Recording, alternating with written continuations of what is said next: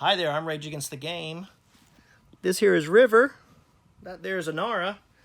And you're about to watch a brand new video from the amazing SidAlpha. Before we go any further though, I've got to remind you, hit the subscribe button, click that notification bell, and remember to share this with everyone you can. Now, on with the show.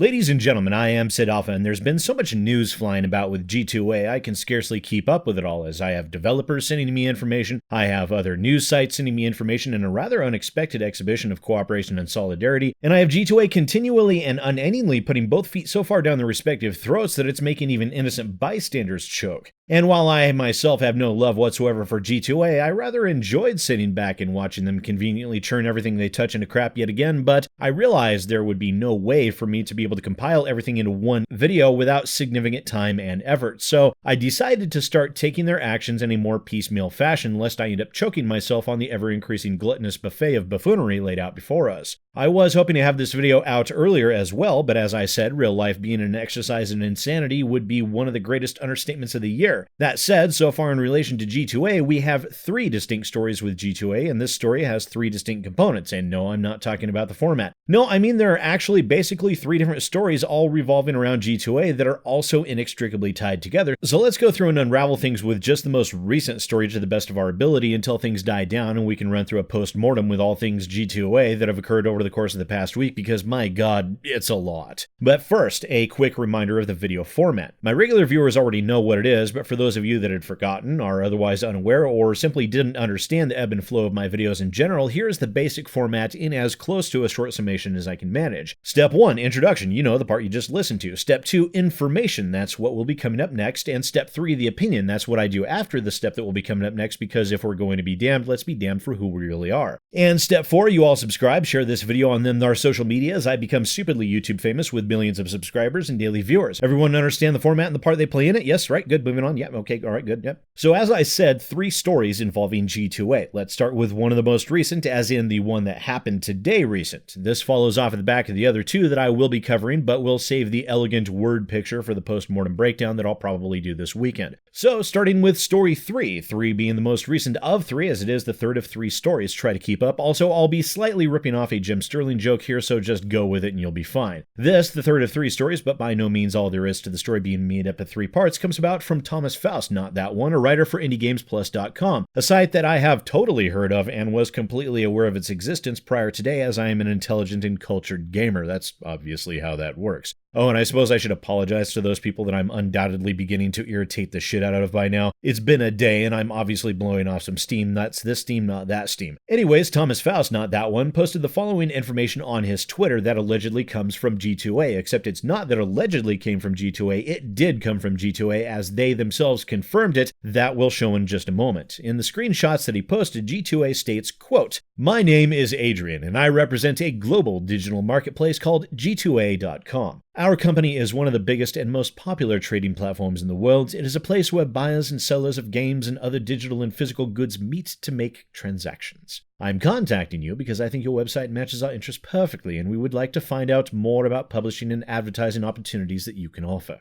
At the moment, we are trying to improve our brand awareness and public image, especially among the indie and smaller game developers. Unfortunately, the majority of public doesn't understand either our business model or how we try to make sure our customers can safely purchase digital products. We want to make sure people understand we do everything we can to support gaming community and that we introduce every possible method to assure every side is satisfied.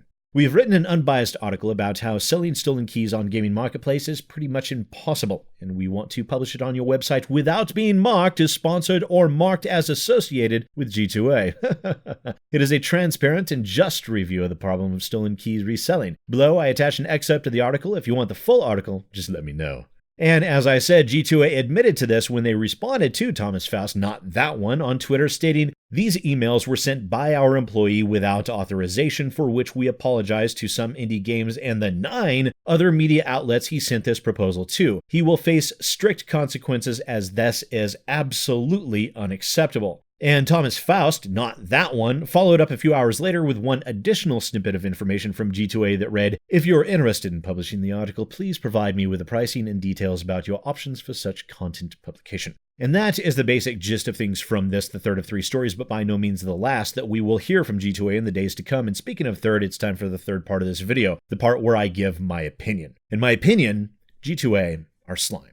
That's my opinion. G2A has a well-earned and well-deserved reputation for being shady, double-dealing, manipulative liars. In their most recent blog post on their website, in which they attempt to combat the concept of the business model that has made them so much money over the years, they lied more than once in what could easily be discovered through less than 30 seconds of Googling. They've never been overly capable of lying, even though they tend to do it so often, like when they decided to start charging people money over inactive G2A accounts and claimed that it was for upkeep and maintenance on their servers, which I'm sorry, I work in IT and I know how much data, or I should say how little data, is consumed to retain purchase records and account login information. The storage and maintenance for thousands of users would equate to basically nothing at all. We're talking a few megabytes for thousands or tens of thousands of accounts where the database maintenance takes less than a couple of seconds. They have lied about the prolific nature of the gray market and its effect on indie developers. They attempted here to write an article and have it published by games news sites like IndieGamePlus.com and have it passed off as someone else's work, not their own. And on top of it, they had the unmitigated gall, the pure, solid, dark matter balls to claim they wrote an unbiased article about themselves. And they expect us to now believe this Adrian person will somehow be punished for this? In all honesty, G2A has outright lied so many times in the past, hell, so many times this past week, that I don't even believe them when they say there is an Adrian, let alone believe them that there will be punishment for attempting to violate FTC regulations and deliberately attempting to dupe publications, critics, and consumers alike through a blatant fabrication. G2A is so much scum that indie developers would rather you pirate their games than buy them from G2A, because at least that way thieves don't profit off of their hard work. That is how much shit G2A is. And yes, there will be more. Of course there will be more. I will be looking into doing a post-mortem of the past week with G2A coming up this weekend, so keep your eyes peeled for that. And now it's time for section 4 of these videos, the part where you share the video on our social medias, leave a like and or a comment if you think I did a good job here, and most importantly, subscribe so I know that you do love me after all. And if you want to support me even further, you can donate to my Ko-Fi or Coffee or whatever, link is in the description below. Once again, ladies and gentlemen,